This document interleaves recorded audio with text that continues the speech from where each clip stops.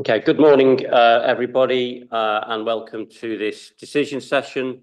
I am the Executive Member for Economy and Culture, and today's session is looking at the report on Acomb Front Street Phase 2 design and costings and considering the recommendations within that report.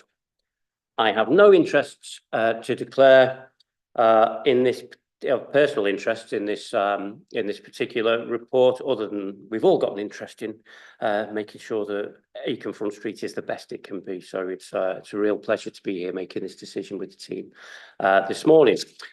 We have two items of public participation, both of which are statements that I've been asked to read out. The first is from Gwen Swinburne.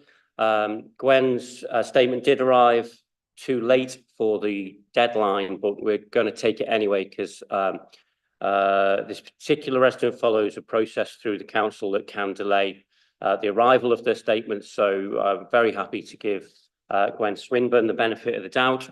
I'm sure she submitted this on time, so happy to read it out and consider the points that it raised. So the email in full is point number 1, can this email below and further questions be submitted as a written representation to also include a request for a clear tabulation of the abortive costs, which would include the installation and removal of the affected bollards, the redesign and reconsultation of the scheme, so we have an accurate assessment of the true abortive costs.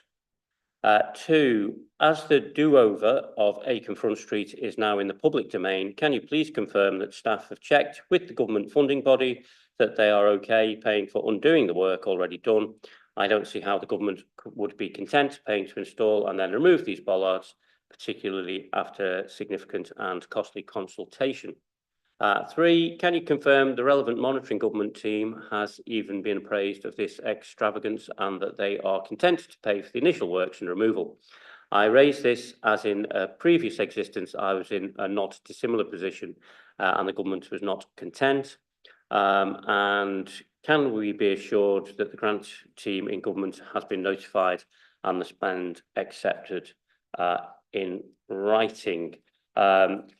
As per our process within the council, I have forwarded Ms Swinburne's email to the monitoring officer for a response. So I suggest that the team consult with the monitoring officer as part of any response that's being given, and I'll address some of those points when we get to that point in the agenda. We have another written submission, and this is from Ms Vicky Hill, who was part of the What a Load of Bollards campaign. And this submission is as follows. Good morning from the What a Load of Bollards campaign group, and thanks for reading this out. Yes, we're still here and we still believe passionately that the best use of this enormous amount of time and money would have been simply levelling Front Street, not literally, you know what we mean, removing the cars that never needed to be there in the first place and letting the lovely things people ask for evolve naturally, as things tend to do when there is plenty of space and an empowered community. We still feel that filling it up with unnecessary clutter is a backward step, and those bollards, those last 3 words in bold type, almost 50 will remain as a constant reminder of that dreadful day when Acomb woke to find itself surrounded by steel and became a laughingstock, making it into the hallowed pages of the Sun newspaper and even Wikipedia, where our entry still reads, Acomb is famous in York for having a very high concentration of street bollards. These were installed in an upgrade in 2023 and have since prompted great controversy among local residents due to their vast numbers and variance from the original proposed plans for the area. We went to extremes to fight back. Trying to walk up the stairs to a council meeting encased entirely in cardboard, dressed as a giant bollard, is no mean feat, I can tell you. But we found allies and realised pretty quickly that most of the members of what was then the challenging party, you people, agreed with us. Then we came up against the bureaucratic solidity of the highways and planning department. We know they tried hard to be brave and think outside what is a pretty impenetrable box. We couldn't get through this. Small compromises were made to us. They remain placatory and lacking in long-term sustainable vision. If our hopes that one day sense will prevail and this little street does become pedestrianised, they will have to remove all the expensive signs and humps and benches, yes, and those ghastly 50 bollards, and the 500k twice spent will once again largely have been a waste. But here we are, while the feasibility study falls so far from what we wanted and feels as though it is possibly just a gesture to get us back away. Where would the money come from anyway? Question mark. We realise this is the end of the line for this stage of Front Street's checkered evolution. We'll leave you with this for now. Please share dates for the results of the feasibility study and intentions resulting from these. Can you assure us that councillors support pedestrianisation in principle and will be pushing for meaningful progress with this? That it won't fade away and leave us stuck with our cluttered street where local people still have to dodge around traffic, but now have signposts and gateways and more bins and benches to negotiate their wheelchairs and prams around, and 50 bollards. 2, anything you can do to reduce, deter or dissuade those cars will be wonderful. We ask that parking is entirely disabled only. Please think carefully on that one, again in bold type.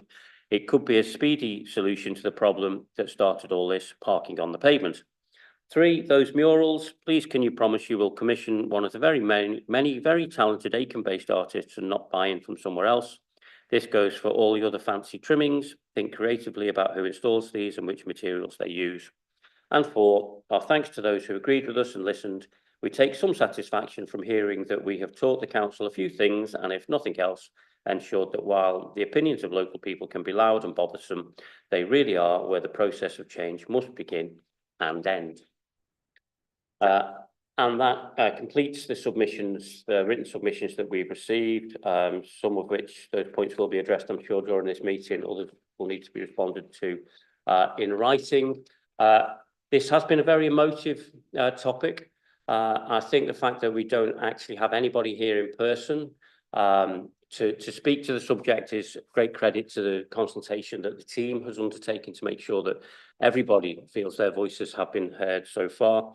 I remain disappointed that the previous executive member, Councillor Andrew Waller, has not appeared in person to apologise for imposing what looks like a Second World War frontage onto Acomb Front Street during his time in office. There's still plenty of time for Councillor Waller to apologise to the people of Acomb and Westfield.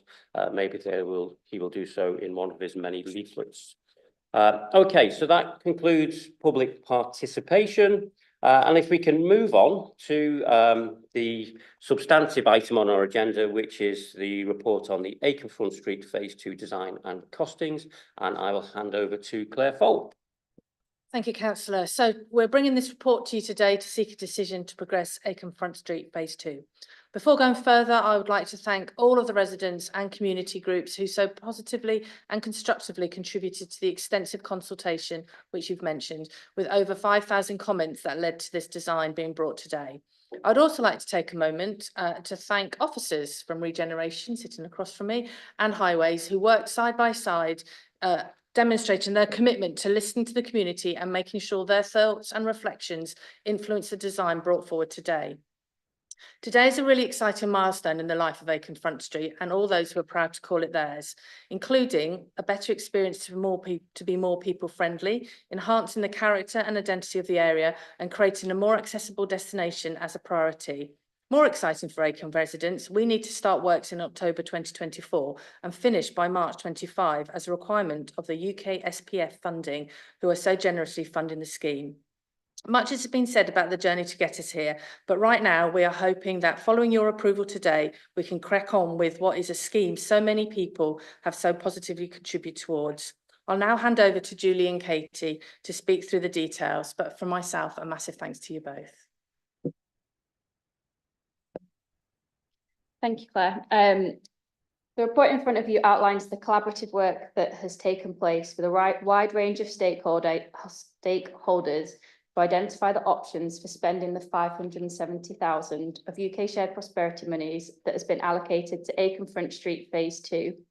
As Claire mentioned, the community response has been tremendous, generating 900 completed surveys and more than 5,000 comments, which were analysed and have fed into and made valuable contributions to the scheme that's coming forward in Phase 2. The decisions that we're seeking today are to approve the designs and costings set out in this report and the annexes, so that's Annex E for the designs and Annex A for the costings, for key elements of the Acomb Front Street Phase 2, and instruct officers to commence construction work and undertake implementation of the scheme. We are also seeking a delegation, noting that work is still ongoing to finalise some of the elements of Phase 2, including the public artwork and future approach to the markets. We're looking for you to agree delegating authority to approve the remaining elements of the Phase 2 scheme to the Interim Director of City Development. And finally, approve making the traffic regulation order for the proposed new disabled parking at York Road lay-by and a 20-mile-an-hour speed restriction in the main shopping area of Front Street, noting that no representations were made during the traffic regulation order consultation period. The debate around bollards has identified polarised views from the different groups and required a balanced response. Before Phase 1, there were 54 bollards on Front Street, and currently there are 131. The emerging design removes almost 2/3 of these, retaining less than 40 bollards on completion of Phase 2. This will be achieved by using alternative ways to protect the curb line, including the installation of wider crossing points and seating and planters, all of which are future-proofed so they don't need to be undone if the street is pedestrianised in the future. The Phase 2 scheme has been designed to be a balanced first step on this journey to create a more people-friendly space, because there are a variety of opinions on any potential pedestrianisation. A previous delegation from Executive in July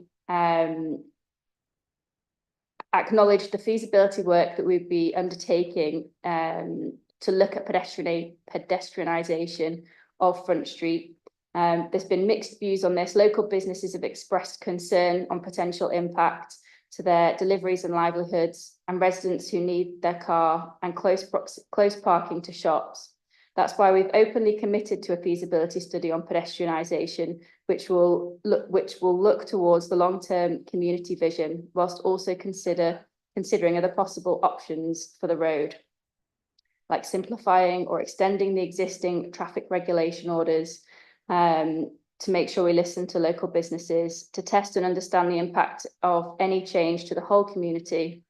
This study will be funded by UK SPF, and in line with the UK Shared Prosperity Fund spend deadlines, will be completed by March 25. The Phase 2 design for the scheme was taken to scrutiny committee in early September, and the key themes raised were around accessibility, costing and maintenance of the planters, bollard reuse, community involvement, pedestrian feasibility study, and the adoption of private land. Some of these will obviously fall into the long-term plan, so looking at the feasibility and the use of private land. We do have a couple of responses on some of the other issues around accessibility, bollard reuse, and the maintenance, which we'll come on to in a moment. Just before we move on to that detail, just wanted to reiterate that the community involvement has been key. And following this decision session today, we'll be hosting a drop-in session at the Gateway Centre on Thursday, the 26th of September, so Thursday this week, 3 till 6 p.m. to share all details with local residents and businesses, to make sure the community remains involved in the scheme through the delivery. Julia, would you like to just go through some of the detailed responses on the scrutiny? Yeah, thank you. So on the scrutiny, the accessibility was, there's some issues raised around accessibility. The proposed granite blocks, which are going to be used on the wide pedestrian crossings, are the same as we have previously used in King Square. And there's no recorded history of any slippiness at King Square, and the skid slip resistance values are well above the minimum requirement for highways. So we're confident with that. And with regard to the wheelchair trial details, we are finalising these, and we'll share these both with the community and key stakeholder groups as soon as they are finalised. With respect to the bollard reuse, obviously this has come up. The highways teams don't have a specific programs for bollard installations. They would get used as part of any stock to replace existing when damaged or deployed if there is a proven need for new bollards to be reinstated. So where we can, we will use them again. On the maintenance and costing, that was also raised at scrutiny. So across the board. Now, at this time, we were unable to quantify individual elements with officers. However, with regard to the toilet block, as we are remaining the 2 operational cubicles, there will be no increase in maintenance as anticipated. The extra bins that we have added into Front Street to recognise that the issue on for litter and the cigarette butts, they will be added to the existing waste rounds on Front Street, so there'll be nominal impact on the maintenance there. And we have previously stated we are working closely with the community groups to minimise any maintenance for the new planters that we put in, and we will monitor this ongoing. A bill of quantities for phase 2 is contained within Annex A, as Katie's mentioned, and we are still finalising some elements of this of the detailed design. But we are confident that we will meet the SPF spend deadlines and closely monitor all expenditure to make sure that no monies are clawed back by central government. On community involvement, this runs to the very heart of the legacy of phase 2, and the project team will plan to work with the community development officers and the community towards new events and activities for 2025, and this will continue. And in relation to the pedestrianisation feasibility and the adoption of private land, we've stated it's our intention to look at this openly, and we've got a lot of understanding on the process of adoption. This is very much part of a longer term piece of work for Acomb, and any potential phase 3 subject to any funding sources we can identify. Thank you. That's great. Okay. Thank you all very much. Really, really thorough report. And just Julie, you referenced the wheelchair trial, just so that the public are clear what that means. We are trialling a different approach to tactile paving, specifically for wheelchair users as well as visually impaired people. Is that right? So really tactile.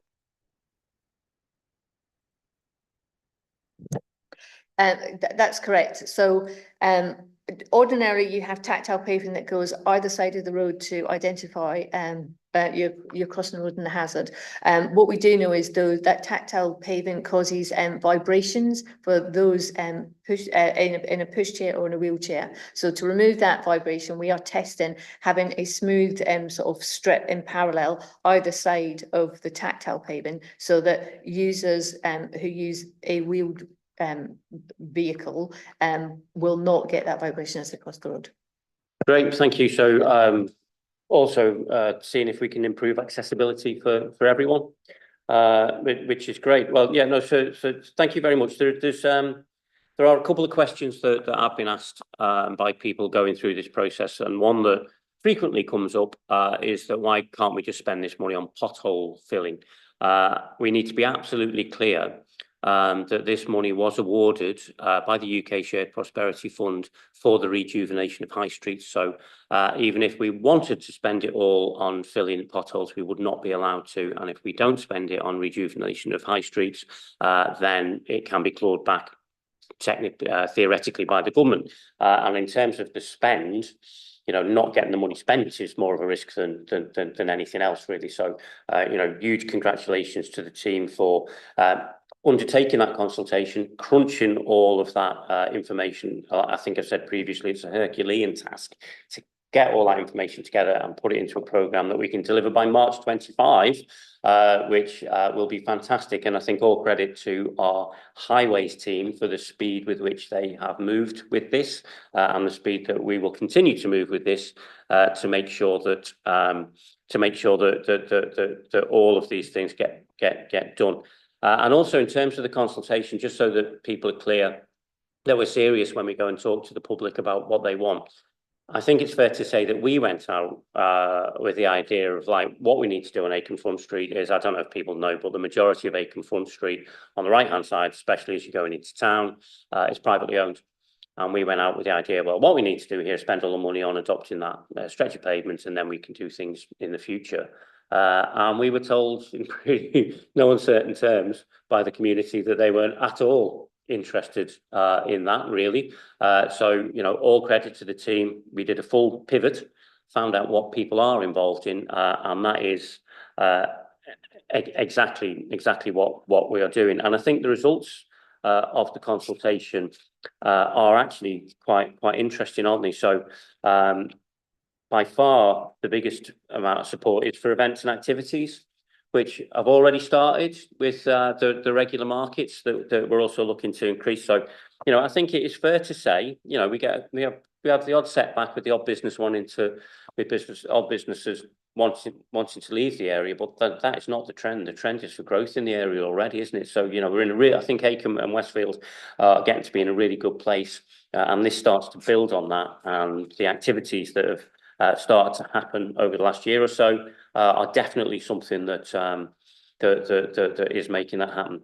We've also been asked why we're pursuing this agenda, given that, you know, is this just a political tit for tat in that, you know, the Lib Dems did one thing, Labour are going to do something else. That's not the case at all. In all of the conversations that we had with the residents of Westfield and Acomb, they were very clear that they did not want that amount of bollards put onto Front Street, that they did not feel that that was what they told the previous administration that they wanted, and that they were imposed on them. And in the local elections, it very quickly became an issue for us, and we undertook, we promised that if we won those elections, then we would review the whole scheme and look at making it more people friendly and removing some of those bollards. So Labour were elected in May 2023 on a promise of doing this work, and that is entirely what we intend to do and what we will do. Just, I can't help also but notice that we're on the last phase of installing the anti-terror bollards in the city centre at the moment. That work had to be delayed due to the summer activities that happen on Parliament Street. That work is ongoing now. At the bottom of Parliament Street should be completed in time for the Christmas festivities, and then hopefully once that's done, that will be the end of the Liberal Democrat obsession with bollards, and we can all move on. I mean, I would say there are one or two contrarians who think that the bollards should remain, but you know, we've got in this review, in this huge consultation with the community, we've got 64% of people saying that actually they need to be coming out.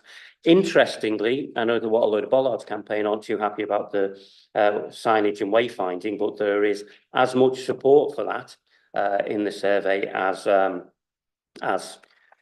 is for removal of the bollards. So it's getting that balance right. And that's kind of a really tricky thing to do, especially when the topic has been so emotive, you know, and quite rightly, people are showing passion for Front Street and for their local neighbourhood, which is great, and so they should, because it's a great place.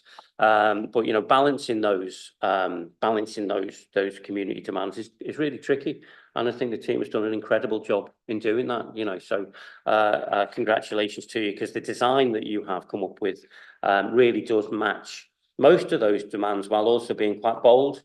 You know, it's not a horse designed by committee. It's a really good space that allows things to happen in it, which one of the, I think it was What a Load of Bollards campaigns were saying, you know, allowing things to evolve, allowing things to happen naturally is absolutely what we want to see happen in the space. And this is, you know, this is phase two. As funding becomes available, we do intend to move it forward, and we are serious about the feasibility of pedestrianising Front Street.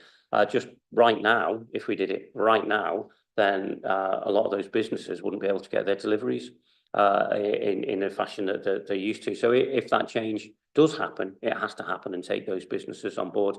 I mean, I will say that areas that do move down that route, so areas where people cycle or walk to, the spend tends to be higher in those areas than where people drive to in the studies that we've done on it. So, you know, I think it will be for the benefit of businesses if we move down that route, but they need to understand, you know, what the sums are, and they need to understand how they're going to get their deliveries, because if you want Acomb to be even more of a thriving place than it's starting to become, then you've got to make sure that people can get supplied, and obviously also that people can get to it. So I'm very happy to say that, you know, we are committed to following that through and looking at how that could be done. I would urge people to go to the drop-in on the 26th.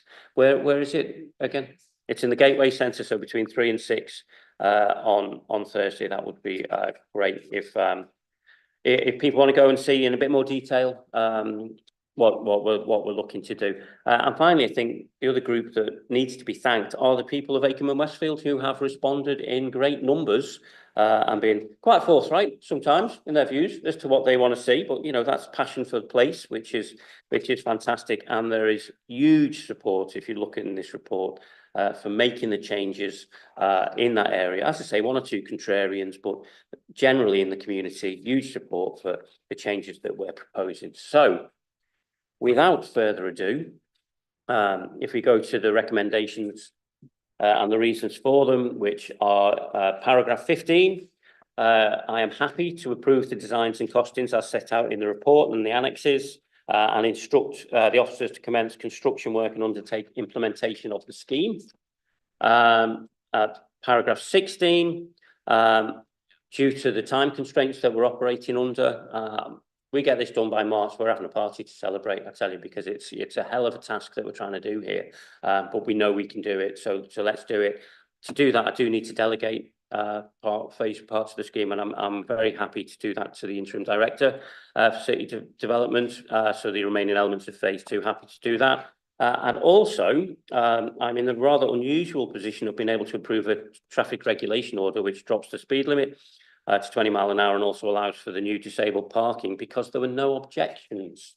And I've got to say, I was the highways exec for a year, and I've never known a traffic regulation order that didn't have at least 1 objection to it. So again, congratulations to the team. I think that the fact that there are no public representatives here in person today is testimony to the work that you've done in consulting with the community and the community feeling as though it's been heard. So yeah, thanks again. Very happy to approve all of those recommendations, and look forward to the work starting, which will have to be ASAP. So great, thanks again.